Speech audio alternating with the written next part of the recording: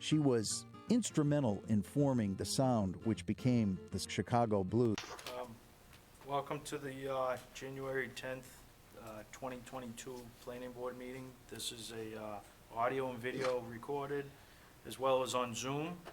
And meeting ID and call-in number is 312-626-6799. Meeting number is 85467100913.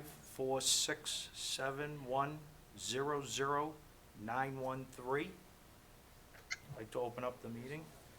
I guess first thing I'd like to take before general business is, Mr. Chairman, I'm sorry, did we say that this is being audio and video recorded? yes. Yes, he did. Okay, great. I'd just like to take a moment to have a moment of silence for a friend and a past council member, Mr. Andy Bazzanti, served the town for many years. So I'd just like to hold a moment of silence for Andy.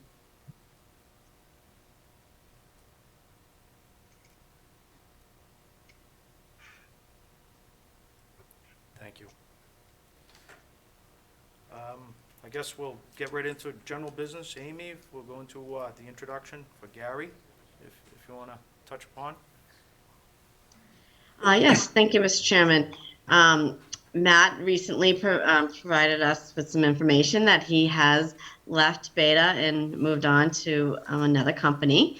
And they've been given us Gary James, I've provided a little bit background in his memo. He's also here on Zoom. If you want to give a quick introduction, Gary, just let the board know who you are.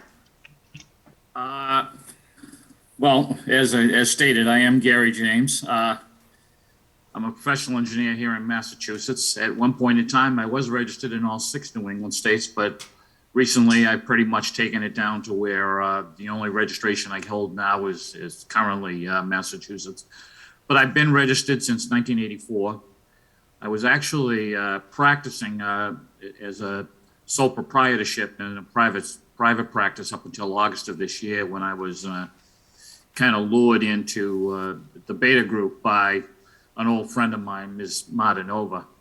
So I've been here for, like I said, since August 2nd. So it's a little bit of a transition here, only on the basis of the fact that I've been pretty much on the private development side up until this point. So I'm getting used to the being on the peer review side now. So it's getting a little, it's interesting, and I look forward to being here.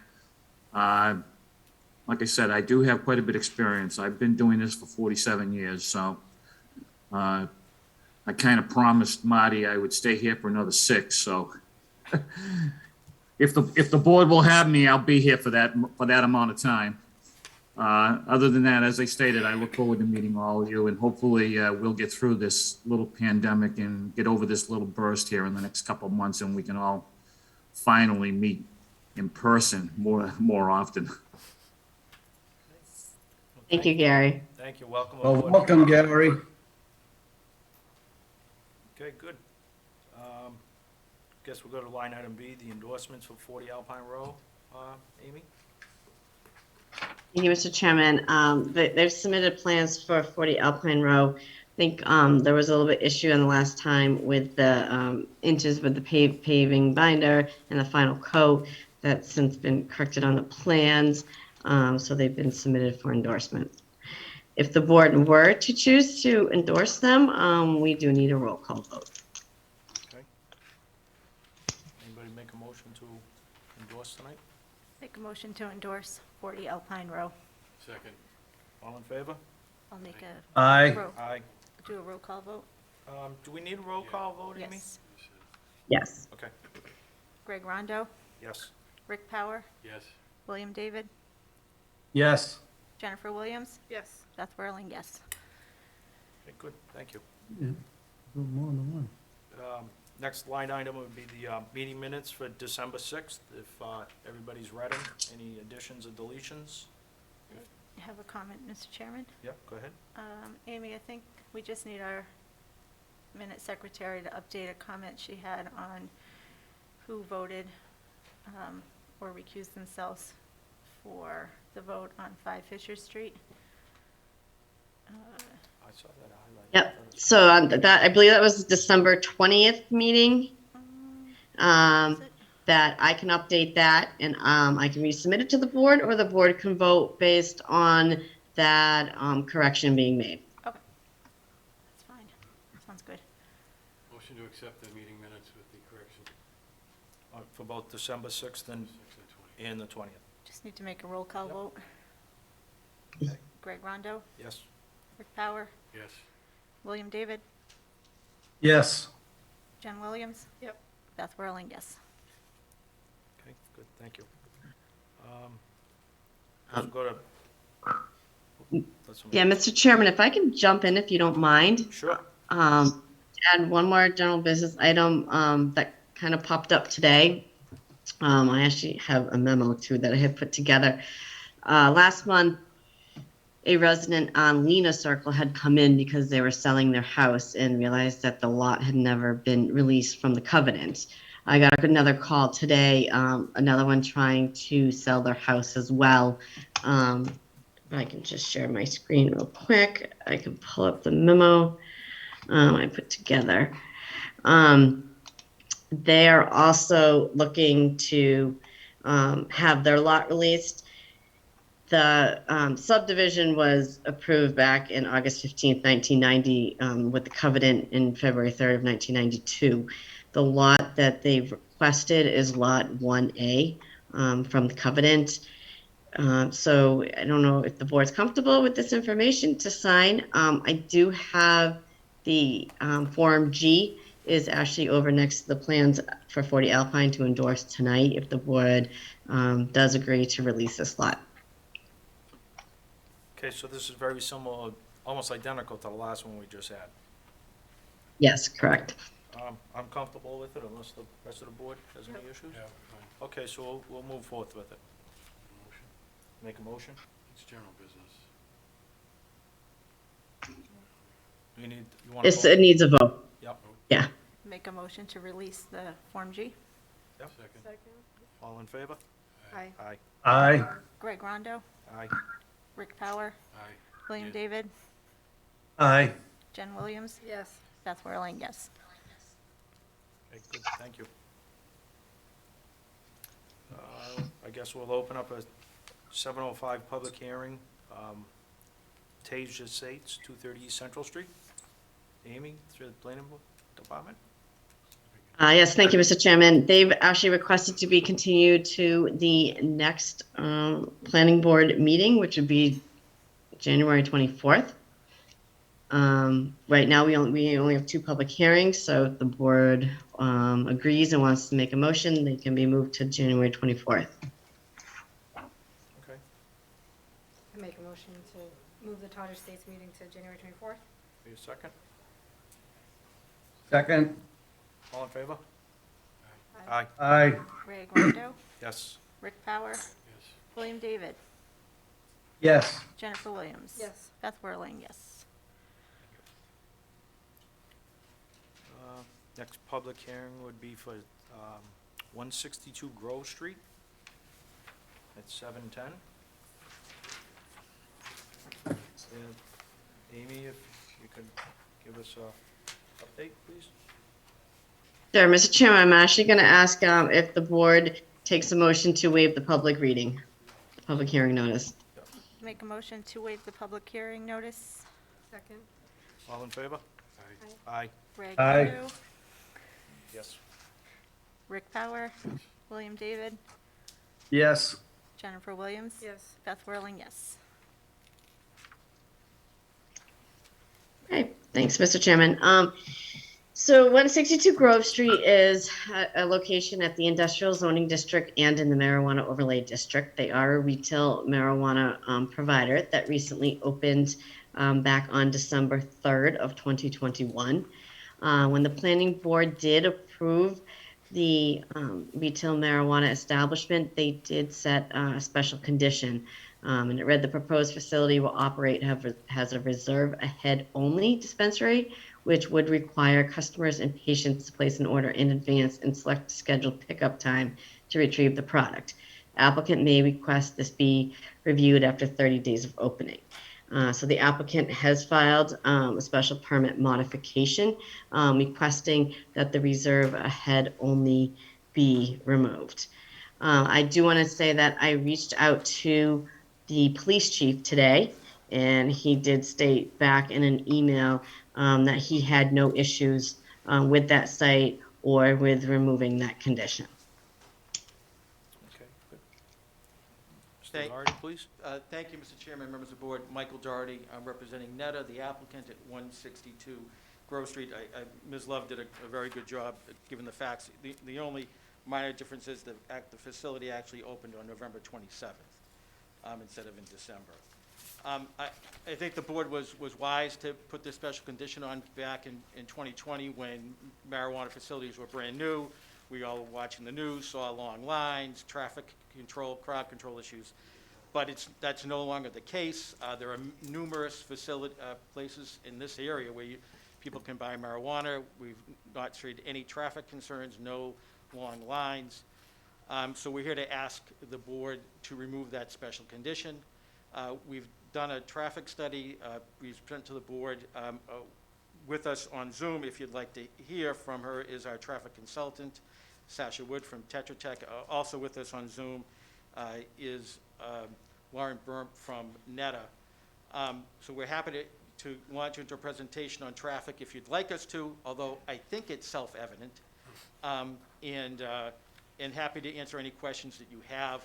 We think that it's clear that this will not have a negative impact on the town, and in fact, increased sales as 3% go to the town will help the town as increased revenue to the town. We're here to answer any questions that you may have. Thank you. Thank you. I guess, Amy, do you have any comment other than from police department? You're all set? Y'all set, thank you. Rest of the board, have any comment? I mean, I think the data's pretty clear, the revised traffic study, that even the projected numbers are far below what was initially put in front of the board. So I personally have no problems removing the special condition. All set. Looks like they've got plenty of room for growth. Okay. Consistent with Jen's comments, I agree. I have no issues with this. Willie? I'm good with it. I've been by there numerous times, down Grove Street, and I don't see an issue at all. The only thought would be is maybe just put a 60-day limit or something like that on it, so that if it should be an issue within the 60 days or complaints to the police department that maybe there's, an overflow of traffic, then we readdress it. And if there's nothing after 60 days, then everything is good. But I'm fine with it. I mean, I'm just thinking if we put a 60-day, I don't know what I want to say here, 60-day limit that if there's nothing, then everything is fine. But I'm fine of letting it go to walk-in service at this point. Mr. Chairman, is it 60 days if you hear from the police that there's an issue, or 60 days of what? If there's any complaints within the 60 days, then we readdress it. If there isn't, then we just let it go. And I'm fine with the letting it go as of right now. Would you want to extend it a little bit more, or? No. Let them, We've already Let done them- 60 days. Yeah. They had no issues. I don't see putting another burden on them. Doesn't make sense. I guess before we make any decision, anybody in the audience or on Zoom have any comment? I guess, I just have one quick comment before we vote on this. We're still in an odd state as we speak right now. I'm sure everybody's numbers and calculations are off. We see it and hear it quite a bit with traffic consultants and whatnot. Would you be amendable if we just keep an eye on it, and if any issues should arise, if we get some comments back from police department, fire department, or any of the adjoining neighbors, that you'd be amendable to come back to revisit it at some point, just to work out whatever we have to if need be? Yes, Mr. Chairman, yes. I think it'd be beneficial for the town as well as yourself and the business owners. Yes, I mean, Neta's been in town for a long time, I think as people know, even though this facility's new. They're a good corporate citizen, and in the traffic study we did, it carried through that there's gonna be continued monitoring, and if the numbers jump up, we would come back and talk about mitigation. So Neta would be fine, they're a good corporate citizen, and if there's a problem, happy to engage in dialogue as to how to resolve that. Okay, no, thank you. It's just because we're in an odd situation right now, and we get it, you know, Yes. and I think, Willie, are you good with that? Yes. Okay. All right, so I guess we'll have to take a roll call vote because it is a special permit. Beth, if you want to do a roll call? Mr. Chairman, can you put that in a motion, how you want that to be said in your motion? Just basically in a motion that if any upcoming issues due to traffic should arise over the next, months, we just readdress it. Well, May I take an opportunity? Mr. Chairman, that's what I was meaning by the 60 days. If Yeah, like but on a 60-day, but it may not and if- show its face for 60 days. It could be this summer, end of the summer that it may Well- show. So I'm just thinking, just because it's such a skewed time right now, it just gives an opportunity. If nothing ever happens, they're off and running and doing their business. But Beth, you had a... Okay. I'm going to take a chance at making a motion, so my motion suggests... We have a hand raised. Sorry, Beth. Jay Mello has his hand raised. Go ahead, Jay. Hi, everyone. So, just kind of speaking basically pure on pure observation, as more and more time goes by, more and more dispensaries are opening in the state. So just from a bird's eye view, it would, it almost seems as if time goes on, we should experience less traffic and not maybe more at these facilities. And with respect to the order out, I mean, you would expect there to be a higher volume of that during the pandemic, I would assume, and if there really isn't, a large volume of that, I'm not sure if that's going to really translate to higher in-person sales. I mean, I could be wrong, but I doubt if people are using marijuana, I don't think the time right now is the time they're going to be using less of it. So I'm not sure that we might experience more traffic here, but that's just my 2 cents. Okay. I'll make a motion to approve the request to modify the special permit for 162 Grove Street to allow walk-in customers. Second. All in favor? Aye. Aye. aye. We need to do a roll call vote for the special permit, and that would be to allow walk-in customers, and we need to go through the special permit criteria, so I'll read them all. Okay. Proposed project addresses or is consistent with neighborhood or town need. Greg Rondo, Yes. Rick Power, Yes. William David, Yes. Jennifer Williams, Yes. Beth Whirling, yes. Vehicular traffic flow, access and parking, and pedestrian safety are properly addressed. Greg Rondo, Yes. Rick Power, Yes. William David, Yes. Jennifer Williams, Yes. Beth Whirling, yes. Public roadway, drainage, utilities, and other infrastructure are adequate or will be upgraded to accommodate development. Greg Rondo, Yes. Rick Power, Yes. William David, Yes. Jennifer Williams, Yes. Beth Whirling. Oh, yes, sorry. That's me. Neighborhood character and social structure will not be negatively impacted. Greg Rondo, Yes. Rick Power, Yes. William David, Yes. Jennifer Williams, Yes. Beth Whirling, yes.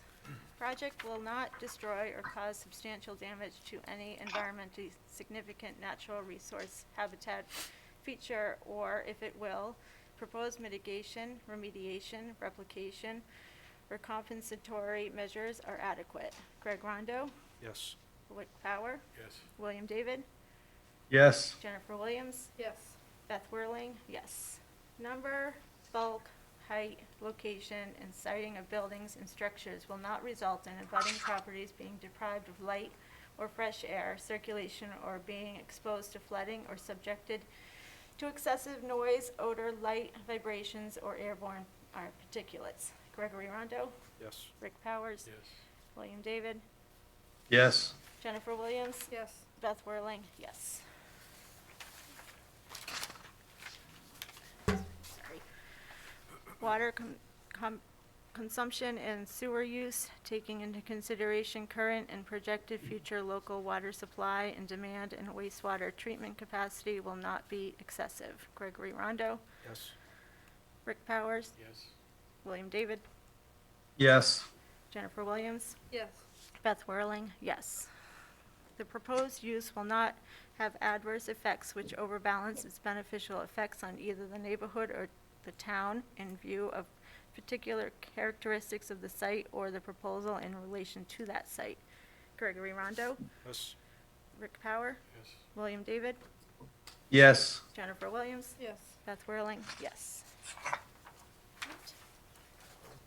Motion calls, you're all set? Yes, thank you very much. You're welcome. Thank you. Thank you. Thank you. Hope my grandson Gavin was watching that. He likes roll calls, Beth.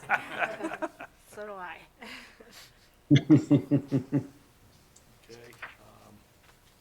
This will go to our next public hearing, which will be Washington Street for 7:15. Amy, it looks like, looking for to be continued.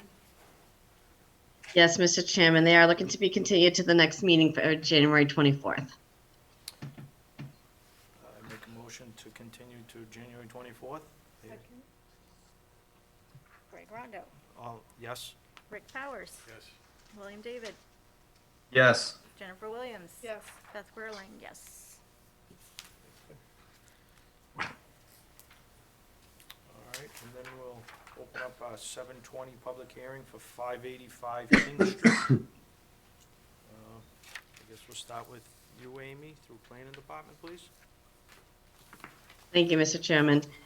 Let's see. So at the last meeting, we did spend a lot of time talking about the traffic. The board also addressed concerns about the position of where the loading docks were on the side of the building towards the residences. So with this meeting, they have provided a concept plan that they did rotate the building and put the loading docks on the 495 side of the building. We haven't gotten any revised engineering or stormwater management. I believe that the board, the applicant is looking for the board's feedback if this is something that they could move forward with. Secondly, that the traffic, they have reduced the size of the building as well. So they're reduced, a smaller amount of the traffic. The building's going from 293,600 square feet to 255,400 square feet. Does make a mild difference in the traffic. They've provided the truck turning plan coming out of the site. So I would defer to Beta Jacqueline, our traffic consultant, to discuss that. They did meet with the fire chief and deputy fire chief, which have provided a letter as well in this packet. So with those things, I kind of would defer to our traffic consultants and the planning board as well. One outstanding items, we really haven't heard anything from Massdot, how much they work with them and how they, if they're committable to making the changes at those intersections as well. Thank you. Thank you. Did we want to go to the traffic consultant first, Amy, you think, and from Beta? Yeah, if that's the board would like to go, you would like to start with, that's fine. May help, yeah, okay, if you could. Hi, thank you, Mr. Chair. After the last planning board meeting, we reviewed the response to comments and the additional documents that followed that Amy just touched upon. And during our initial review, our biggest concern was for the proponent to use the best available volume data for the analysis. And as noted in the last meeting, the volumes and analysis were updated for 3 out of the 4 study area intersections. However, the volumes for King Street and Constitution, where the proposed site drive is, were not updated using the older, more reliable data. And therefore, there were assumptions made. And basically, in 2018, there was much higher left turn volume in the morning from King Street into Constitution. And also in the PM, the right turns out of Constitution and onto King Street. So, understanding that the turning volumes were a little bit different than what has been showed in the study, we had asked the proponent to just review the intersection volumes and determine if there were, more significant impacts if those volumes at Constitution were once again realized in the future. Another one of our comments was that the proponent proposed to optimize the coordination times because the 4 signals along King Street are all coordinated. 2 of them are owned by Massdot and two of them are owned by the town. And typically in a traffic study, if a proponent's planning to optimize the signal timings for mitigation, they run some sort of an analysis to show that it would be improved with the timing adjustments. So we had asked them to elaborate on, and in this study that was not part of the study, they hadn't done that analysis. So we're just asking them to elaborate on the effort and the timeline that they're committing to in terms of the design and the implementation of those timing and phasing changes for the study area intersections along King Street. And we also noted that while making observations to determine the signal timing, we would like them to pay close attention to the left turns onto 495 and off of 495 and make sure the timings are appropriate for the truck turns because the startup times are longer for those trucks in that area and trucks in general. Also, I think it was just a little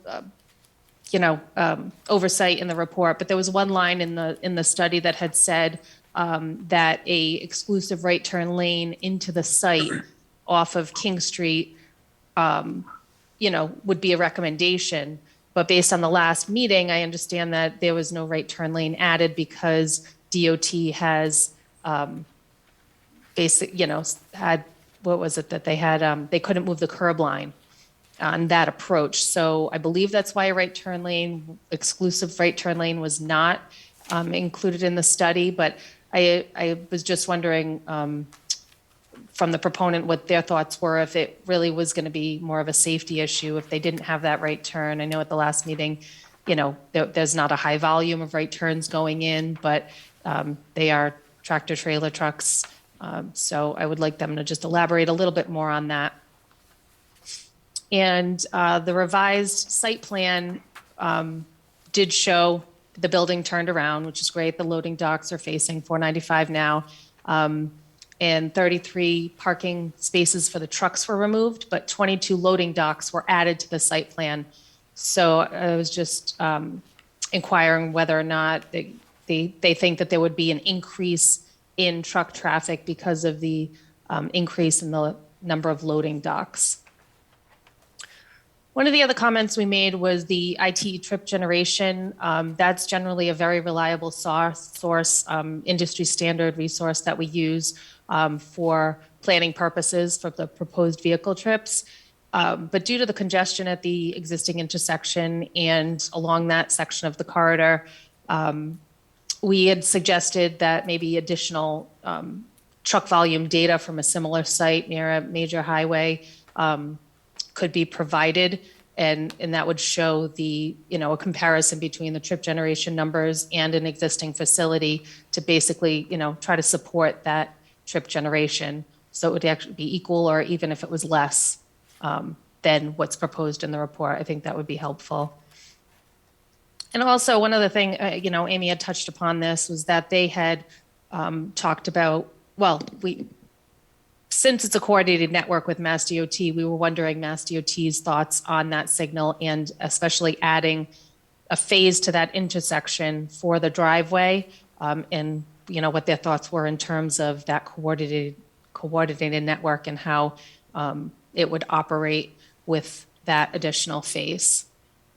And otherwise, those are the more significant comments that we had. Okay, thank you.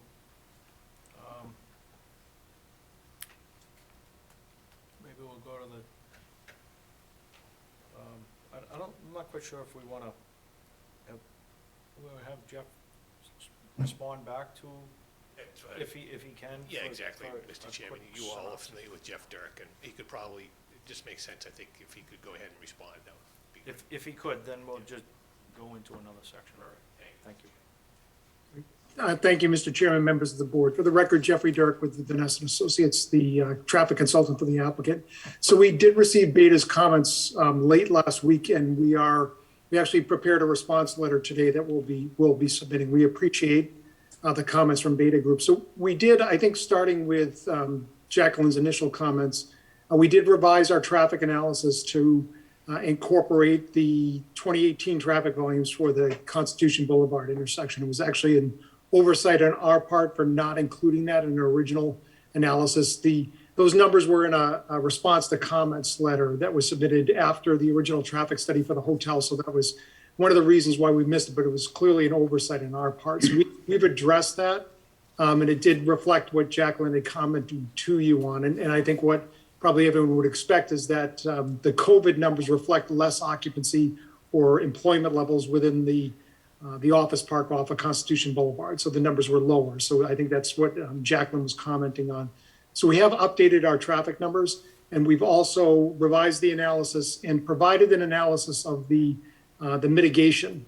So as Jacqueline had mentioned, and I think we have talked about, in addition to rebuilding the Constitution Boulevard intersection, we're also updating and optimizing the traffic signal timing and coordination between for the signals between Constitution Boulevard and Union Street. So we're going to be doing that. And so we've analyzed that, as Jacqueline had requested, to show that there's an improvement in traffic operations and an improvement in a couple of ways. The first is the reduction in the motorist delays at the intersections. But I think importantly to Jacqueline's comments was looking at the queuing on the off ramps from 495 and the queuing in the left turn lanes on King Street to turn onto the ramps themselves. And so what we'll be showing in our analysis is that the vehicle queues, they do not get any longer at a minimum. And I think what we're going to demonstrate is that the queues on King Street in the left turn lanes in particular are actually reduced quite substantially during the peak time period. So again, we'll be submitting that to Jacqueline so she can take a look at it. But we have focused on those comments because they're important in terms of the way that the corridor operates. With respect to the right turn lane, Jacqueline's right that the initial submission that we had in the traffic study referenced that we'd be providing a right turn lane on King Street heading westbound to turn into the site. MassDOT has put in place what Jacqueline was referring to as it's a no access line. And the no access line implies that I think it implies, as it states, is that there is no access. So essentially you cannot construct a driveway, but further than that, you cannot modify the curb line. So the curbing and where it's set throughout the interchange area and extending actually to within 100 feet of our driveway is within that no access limitation area. So we were intending on providing a right turn lane to provide some beneficial access into the site. But that no access line precludes us from being able to do that. The other thing with respect to the right turn lane is we looked at it a little bit more closely. To the board's credit, one of the things that you had asked us to do at the last meeting was show the relationship of the driveway to the interchange so that you can get a big picture of how this all kind of operates in this area or the relationship between the intersections. And what you'll see if you look at the position of our driveway in relation to the off-ramp from 495 southbound is that they're close from the standpoint of if you wanted to develop a right turn lane and you need to provide the proper tapers, the access limitation aside, there's not sufficient distance between the driveway and the off-ramp to provide the taper that you would need to allow vehicles to turn into the lane, decelerate, and then make a right-hand turn into the site. So in response to Jacqueline's comment, we're providing that information so that she'll have that for the record. And one of the things, and this was even difficult for me to see, on the concept plan, the no access line is shown. It's faint, and we can I think if you have the PDF, you can zoom in on it, you'll see it. But that'll, that's apparent on the drawing as well. So that's the response to that. So we have made sure that the analysis reflects the fact, and the corner radius, in fact, turning into the site, all reflects what is needed for the trucks to safely transition from King Street into the project site. So the other comment relating to coordination with Massdot, we have been coordinating with them throughout the process. And so they do understand, they're aware of the project and they're aware of the improvements that we're going to be making. And we did obtain the design plans for them for the interchange and the traffic signals to make sure that as we're doing the modeling that Jacqueline has requested, that it does reflect MassDOT's plans, and they're aware of our intent to make the modifications of the signals. One of the things we will need to submit, and this may be discussed later on in tonight's meeting, we do have to make a filing with MEPA, the Massachusetts Environmental Policy Act office. And so MassDOT basically has said that they understand the project, they understand what we're going to do, and they'll be reviewing it in more detail as a part of that filing, as well as the state highway access permit process for the project. But I think the improvements we're trying to make, or that we intend on making, are nothing that's out of the ordinary, and things that in concept, at least as we've discussed with them, are things that they would expect as a part of this project anyways. Lastly, with respect to the ITE trip generation numbers that we had used, they are representative of what, if we look at the various classifications of warehouse, because as I think we had talked about, we do not have an end user for the warehouse. So because of that, what we use is the Institute of Transportation Engineers numbers, looking at what would be a type of use that would result in a reasonable trip generation, not too high and certainly not too low. We don't want to be low in any instance. But in this case, the generic warehouse that we're using for the size of the warehouse is actually, what I would say is an average, if not an above average type of trip generation for this type of use. This is not an Amazon facility. The square footage of this building is not what you see for Amazon. So we're not talking about that level of activity. So we're pretty confident that the numbers are representative of what will be expected for a generic warehouse, because we don't have an end user. The difficulty in terms of going out and finding a warehouse in a similar location, proximity to the interchange with a similar number of loading bays and a similar size, it would be very difficult to locate. And then, the other part of it is I couldn't guarantee to the board or make a representation as to whether the use I find or monitor or count is going to be similar to what would be expected here. So that's why, we would rely upon the Institute of Transportation Engineers data, because we do think for a generic warehouse, given that we don't know the end tenant, it is representative of what would be a reasonable use for the site. But I'd also add, and again, subject to Jacqueline's review and comment, is that when she does get a chance to look at the capacity analysis, what we're showing with the improvements is no intersections are operating over capacity and no movement is operating at capacity. So with the improvements, even if there is some fluctuation with respect to the volume of traffic associated with this site, we do not have an intersection that's over capacity to begin with. And in fact, with the improvements, there's some reserve capacity created. So there is some buffer there. But again, we'll rely upon Jacqueline's review and her comments on the project. So I'd be happy to answer any questions that the board has, but we will be issuing a response to Jacqueline's comment letter. And as always, we do appreciate the comments. They're to make the project better, and we do appreciate that. Thank you. I guess if someone could give us maybe a broad overview of the amount of work that's going to be entailed in terms of like road work and signaling and everything at the major intersection. Like, you doing curbing, drainage, you doing anything such as that, just so that everybody watching and listening gets an idea on how much work is involved in this intersection. Like Deputy Rep Jeff Shalley, if you want, yeah. Yeah, certainly, and thank you for the question, Mr. Chairman. So basically, if you look at from the fire station number 2 driveway, all the way to the I-495 southbound ramps, the entire section of King Street is going to be reconstructed curb to curb. So it's basically new curbing, a new pavement, structural base as well, drainage improvements, sidewalk improvements and upgrades. The entire traffic signal at the King Street Constitution Boulevard intersection is going to be replaced in its entirety. So all brand-new traffic signal equipment will be installed at that intersection. And then, as we discussed at the last meeting, and I know that the fire department has commented as well, we will be fully replacing the signal at their driveway and upgrading it to a full signalized intersection that will be coordinated with the traffic signal at Constitution Boulevard. So it's basically soup to nuts reconstruction of the entire roadway from the fire station number 2 driveway all the way to the 495 southbound ramps, including replacing the signal, upgrading the drainage, stormwater system, sidewalks, crosswalks, signs and pavement markings within those limits. And then beyond those limits, heading up to the Union Street intersection is optimizing the timing and coordination of those traffic signals. And that goes beyond just retiming the signals to the extent that there's any signal equipment that needs to be repaired or replaced to make that communication take place between the intersections so that they all talk to each other. That will be done as well.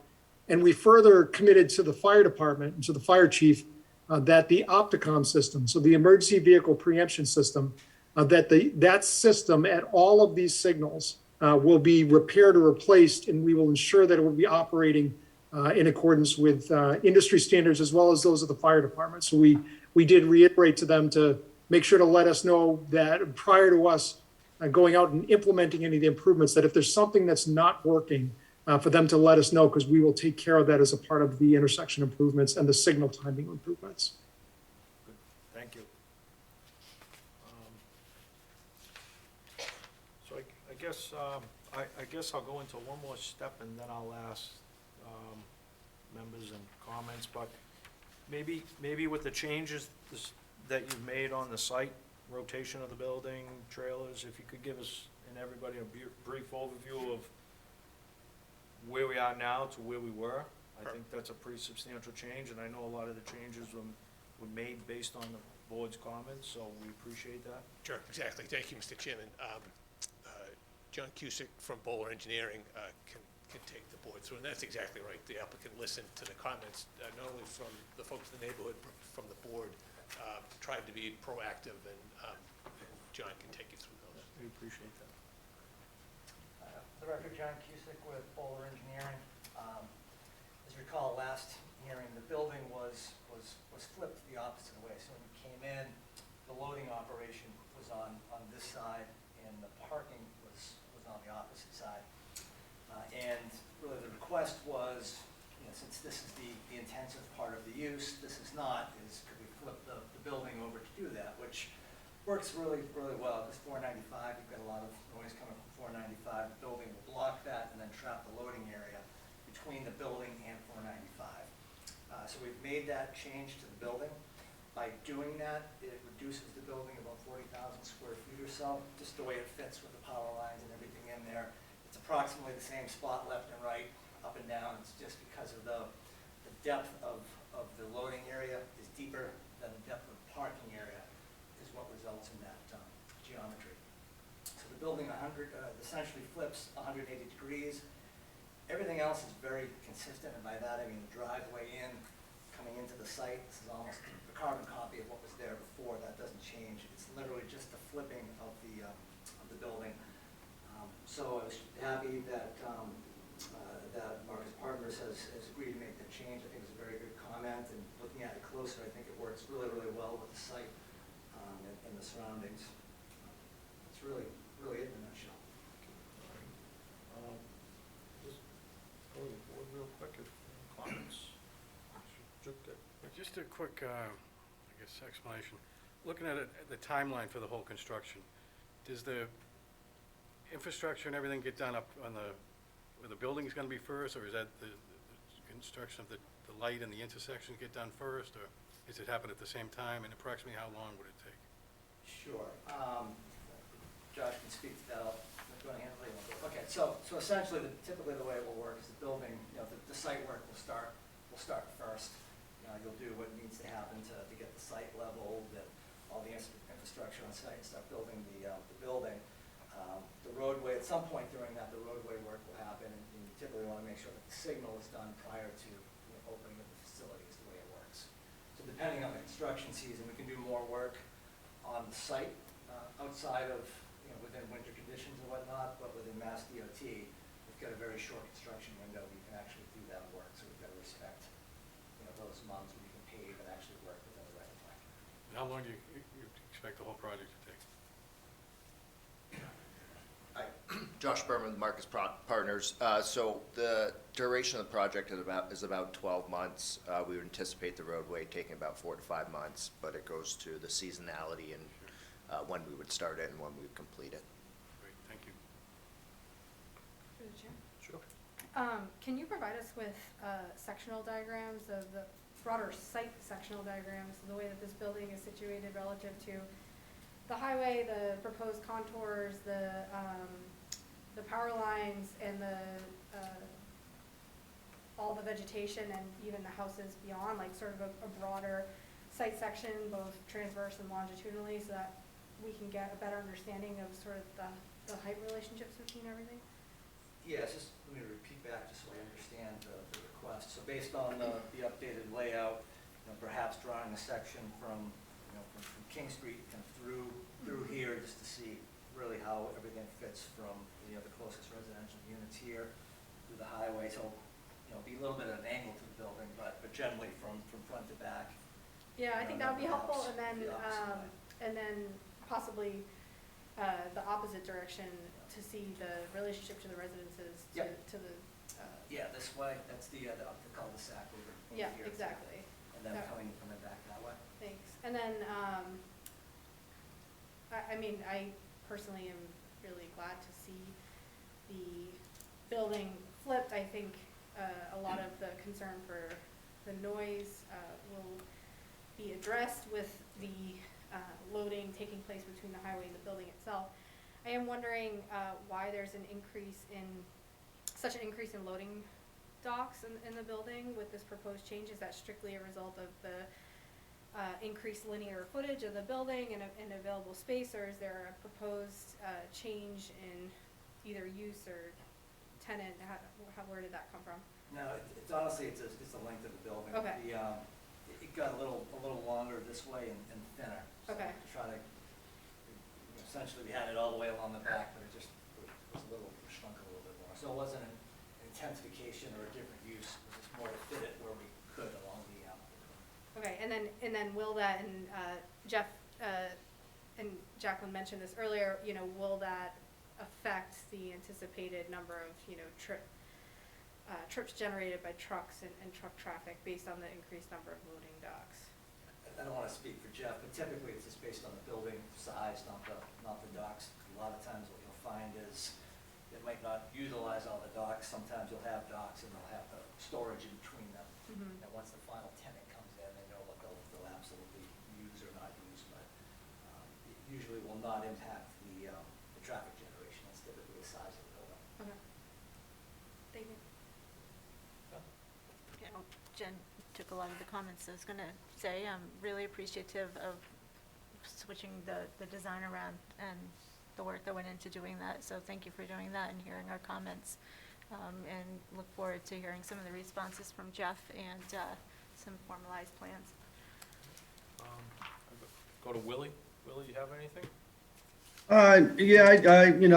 All the comments have been addressed, and I also want to thank you for, flipping the building and listening to what we had to say. I think it's a great project now. It looks good, and the noise factor I know we were concerned with, which is going to be on the 495 side. So I think it's going to be a nice project. Thank you. That's all I have. Mr. Gannon? Thank you, Mr. Chairman, and thank you, Mr. David. So it's very preliminary at this stage, and what we were hoping to get is, and we have received some, is just sort of some feedback from the board. Is this something that the board prefers, and then the applicant go ahead and then, invest the considerable resources to do all of the nitty-gritty behind it. So that's why we just sort of, I see heads nodding, which is great, and I know nothing's binding, it would be a formal vote, but if the board likes this, then the applicant will go ahead and get those details. I think you've heard from basically all of us. We like the proposed new plan. I think you addressed a lot of the issues already that we brought up, and I think you definitely move forward with it. Terrific. I think hearing from the public is Yeah, important too. yeah, well, I wasn't closing, I was No, gonna go to no, Mike no, and I everybody know. else, but does anybody in the public or on Zoom have any comment? So just approach the mic and give your name, please, and your address. Thank you, Mr. Chairman. I'm Mr. Chestercove. I live at 627 King Street, and my property will be abutting the project. I believe I sent you a letter. Just a couple of things that I want to bring out. I'm concerned about if they have any street lighting that's going along the roadway, and the lightings from the trucks and stuff coming down, and then the noise factor, if you know what I mean. And the other thing, with those items intact, I think it'll decrease the value of my property, and that's one of the main concern I have. I don't have anything against the project going through, but I hope they can address those issues, basically.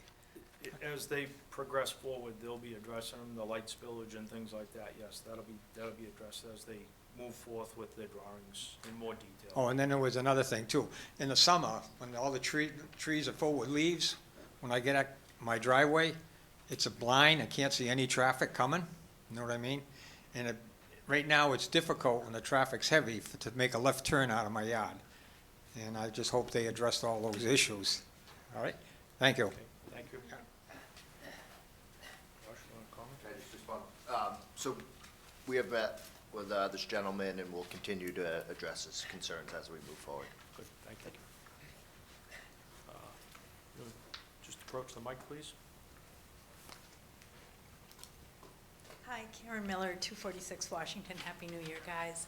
I appreciate everything they say. It's like I say every time, it's a good learning lesson. It's good to hear the questions, things like that.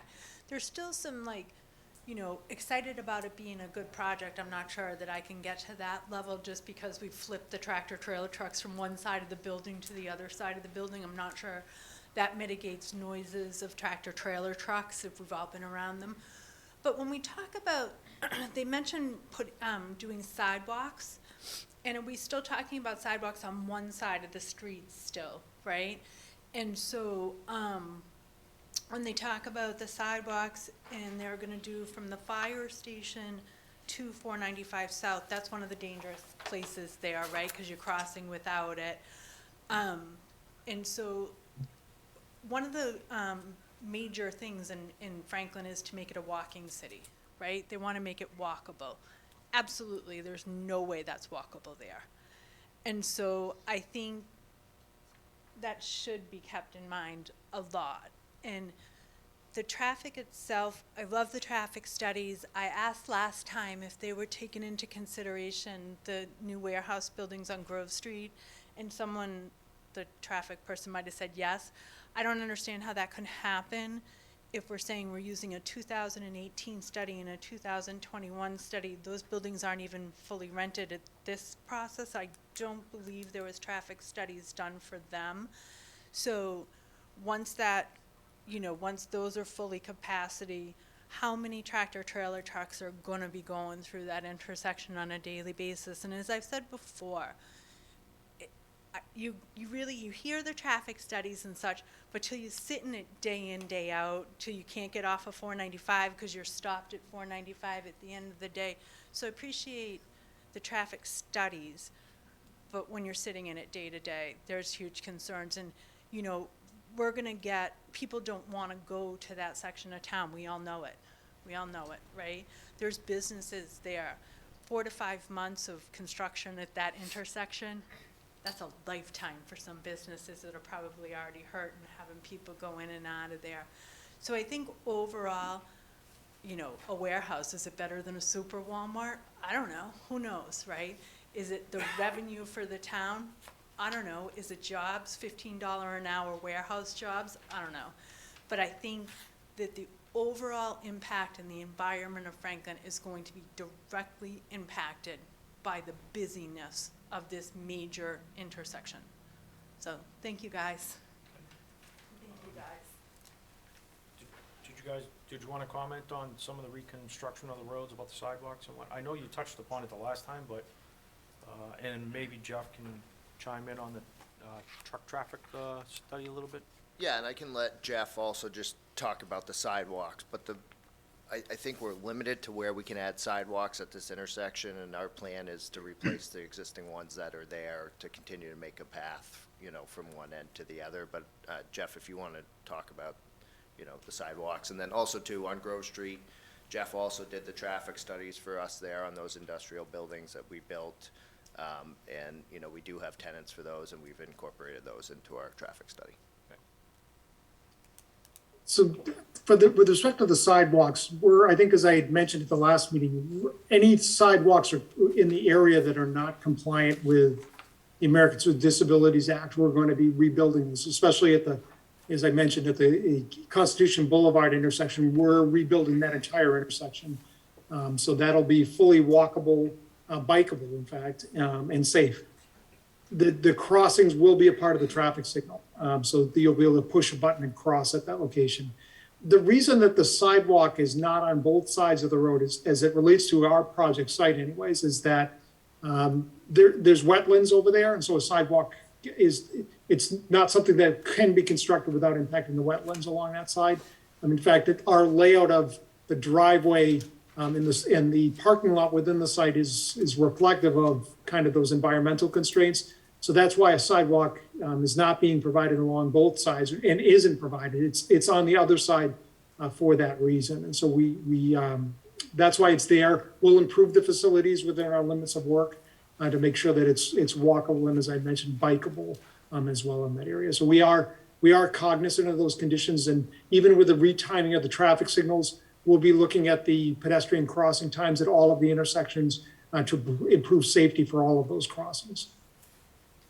Good, thank you.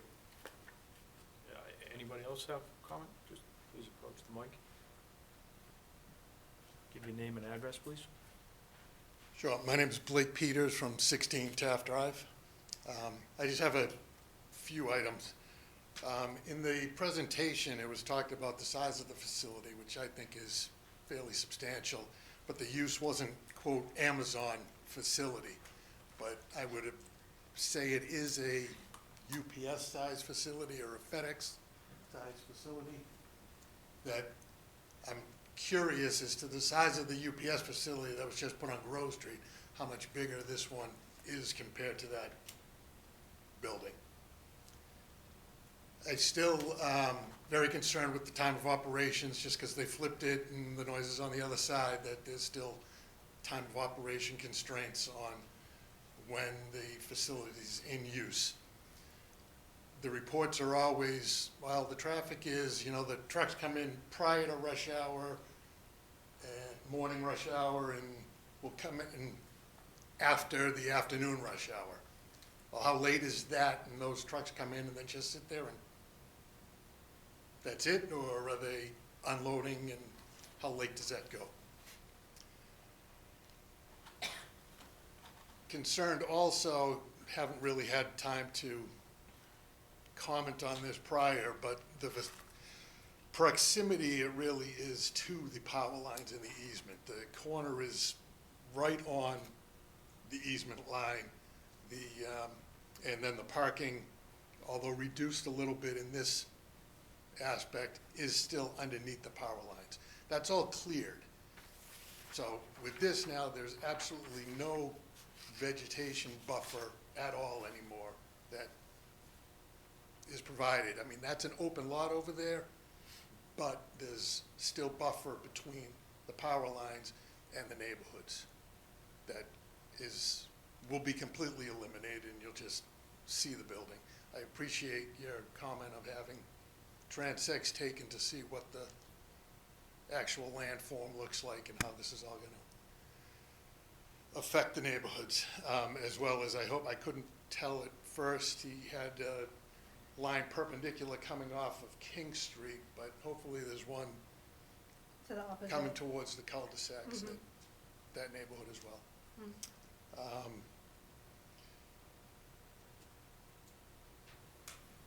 I just reiterate Karen's comments too on the safety of on the sidewalks and the passing and all that there.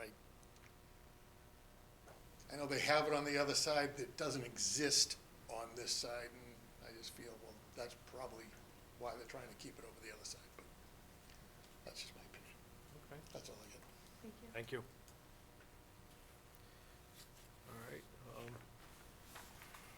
guess, go to Mike for a quick review from DPW if you have any comment. Can I get an answer on the size of the two facilities from Grove Street Oh. to this one? Sure. So, yeah, we own 3 facilities over there. One's 300,000, one's 150, and one's 235,000. The one that UPS is going into is 150,000. All the loading is done within the building of UPS, so the brown trucks drive into there, and they're loaded within the building. So this building is, well, previously was twice the size of that one. Correct, 293. So now we've shrunk it down to about 255,000. So it's a massive structure, same height, correct? No, Or is there's this a one higher? different zoning requirement here, so it won't be as high as the ones on Grove Street. It's not as high as the one. Correct. There's a 40-foot zoning requirement here, on Grove Street, there's a 50-foot zoning requirement. So the building will be under the 40 feet.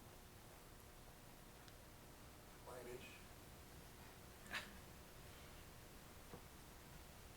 Okay, Mike? Thank you, Mr. Chairman. We saw the updated concept plan with the flip building, but we really haven't had a chance to review anything as far as engineering drawings. I think that's their next step, to go back and put together the engineering for that design, and we'll review it at that point. As far as the traffic goes, I know Bader is reviewing everything on behalf of the town, and everything that's been said tonight is I am in agreement with. Okay, do you have any concerns with the new layout, or? The layout itself, like I said, we'd be looking at it for stormwater and utilities, and the construction of the building itself. As far as the layout, I don't have any specific comments. Okay. All right. Through the chair, sorry to interrupt Yeah, while sure. we're talking, Mike.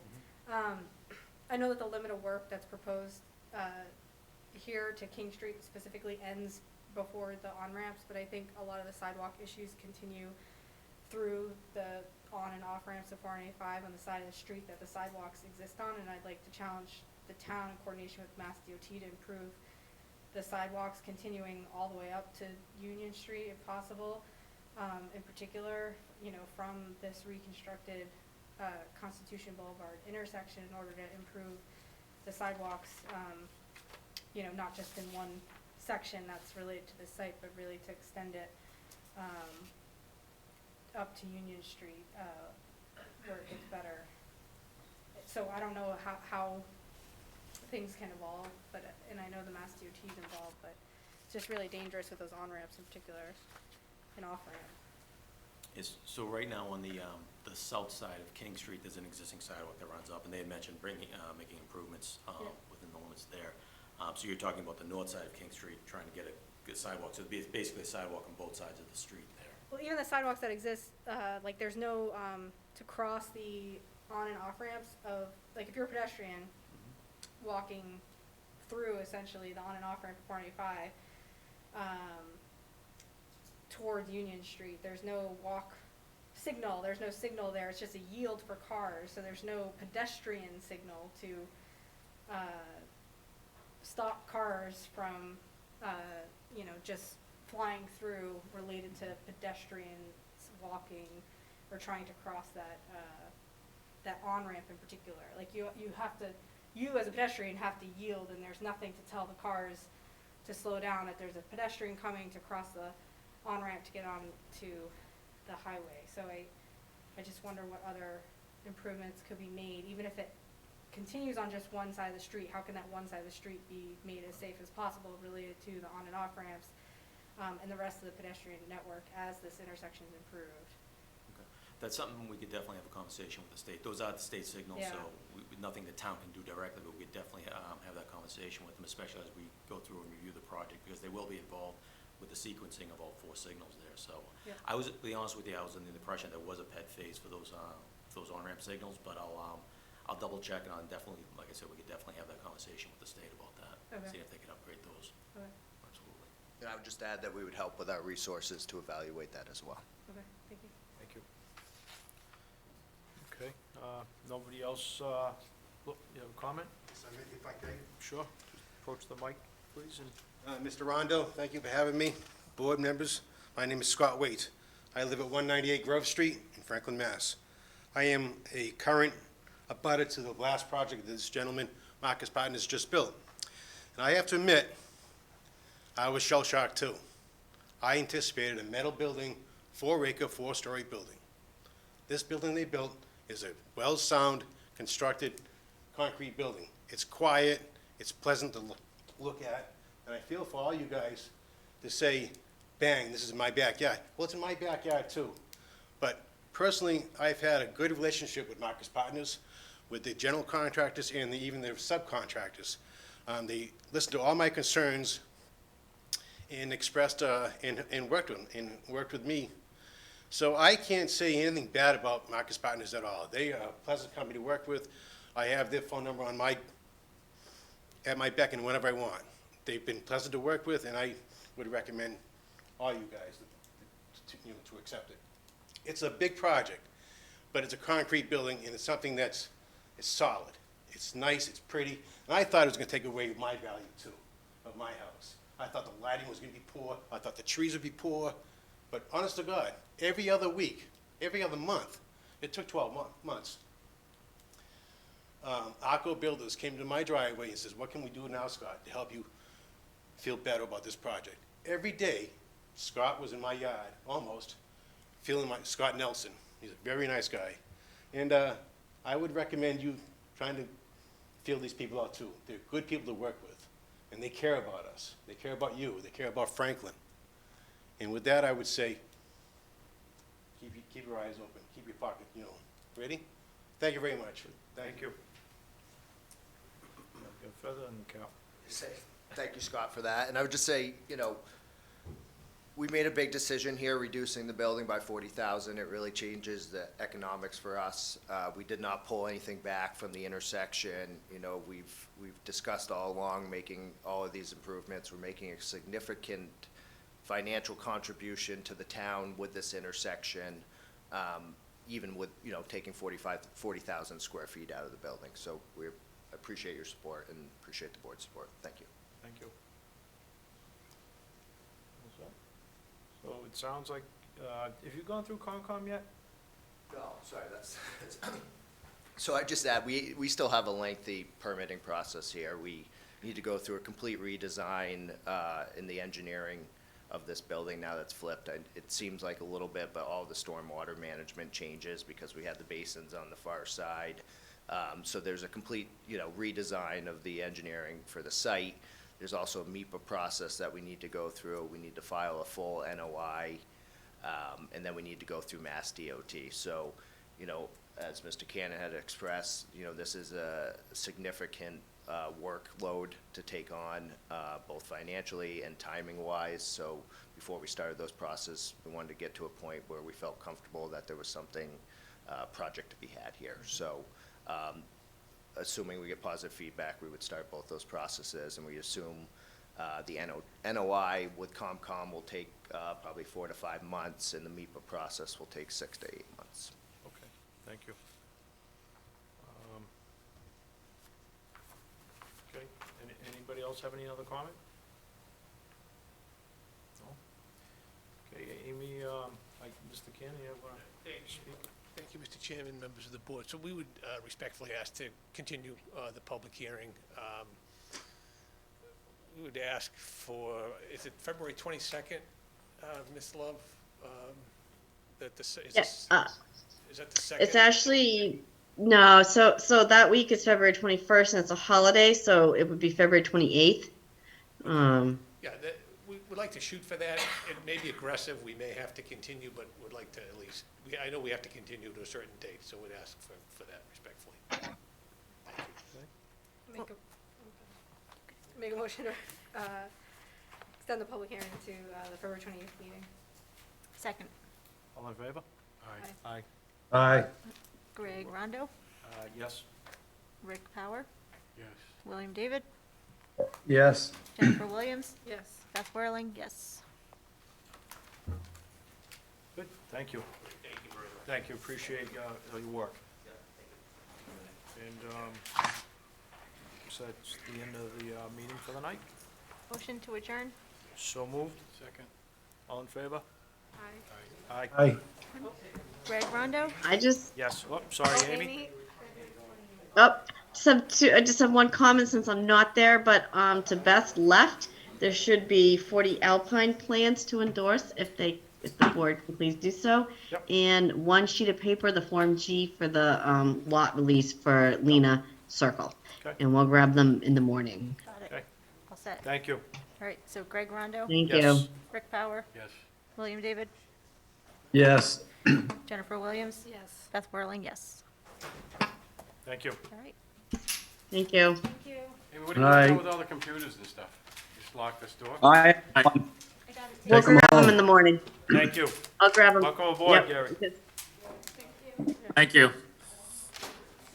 Family can't necessarily always get solar on site or on the roof, but there's provision for it to have it down the street and basically contracted for. So back to your question, there is so much info out there and so much confusion that I think we have to definitely invest a lot of money to answer those questions. When I mentioned the study that we, the Builders Association, is looking to do with MIT and Wentworth, we are also trying to raise funds to put up a site, a question and answer site, and also do an advertising campaign to get people to it. So that way they can have answers from experts and whatever. Because one of the problems you have out in the field is, and I see it even as a builder, I call up, I've got a new project starting, and I call 4 plumbers or in some cases 42. I mean, that's how busy these guys are to get them to call you back and whatever. So plumber number 1, I give him, here's our idea. What do you think here? And if he likes hydroponic-based, water-based systems with natural gas or something else, he's going to try to sell me on that. If I call another guy and he's into the HVAC, forced air stuff, he's going to say, oh, this is the best thing since sliced bread. So even as a builder with the background that I have, it still becomes that issue of negotiating through, and it's not always that easy. I think for a consumer who in their life might be a school teacher, a firefighter, or a doctor, pretty smart folks, it's still such a quagmire to walk through. We got to help them with that. I mean, I think as you move forward, your constituent goals with this in 2023, when this gets implemented, are going to skyrocket, and I'm concerned about that. 2 things. Let me go back to first your statement about the unemployment rate. And I am constantly trying to educate the folks that I work with about unemployment because there seems to be an incongruency here when people say, well, unemployment is down to 4 point whatever, and yet there are all of these signs for hiring. And the problem is that we talk about the unemployment rate based upon definitions that are set either by the state or by the federal government, not by how many people do we have who are employable and how many of them are working. Because when you look at that, there's something called the participation rate. And that's when we get into not only workforce development, but also the idea that we need a human capital infrastructure improvement plan. And I think you hit upon it, Emerson, when we talked about getting into the schools, talking about careers, talking about regulation around what it takes in order to be able to have certain levels of expertise. And maybe you can address this because there are a lot of folks who are right now not in the labor market, and we just call them non-participants. They don't get included when it comes to trying to calculate the unemployment rate, and yet they're trying to make a decision, personal decision, family decision. Do I stay at the same level of skill that I have now, or do I go back to school? Do I go and try to get a certificate? And then the question becomes, has the state or even local municipalities made it clear that there are career paths, there are certain certifications you need in order to be able to meet the skill needs of the future market? And Michael, can I jump in to add a sort of top-up question to Emerson? I think there's a gender dimension here too, because when we're talking about unemployment, as you said, the whole idea that you're not looking for a job right now. Right now, when you don't have access to free or affordable, childcare for your under 5s, that definitely pulls women out of the